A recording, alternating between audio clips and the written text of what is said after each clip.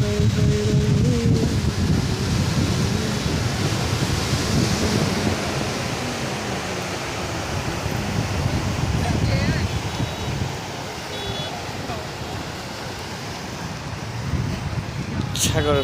কুয়াকাটা সমুদ্র সৈকতের গর্জন আপনারা এখন দেখতে পাচ্ছেন। উত্তাল ঢেউ, এই বিকাল হওয়ার পরপরই সাগরের ঢেউ আবার গর্জন শুরু হয়েছে।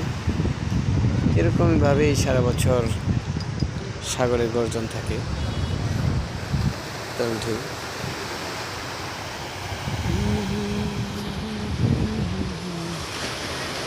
বিভিন্ন অঞ্চল থেকে মানুষগুলো সাগর পাড়ে এসে ভাঙ্গামান চাঙ্গা করে চলে যায়। সেই সুবাদে আমরাও চলে আসছিলাম সাগরকন্যা কুয়াকাটা সমুদ্র সৈকতে। আমাদের মোটামুটি ভালোই লেগেছে।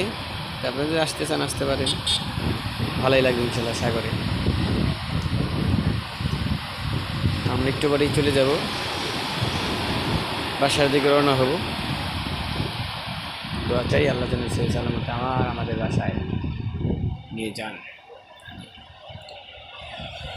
ভালো থাকো সাগরকন্যা কুয়াকাটা।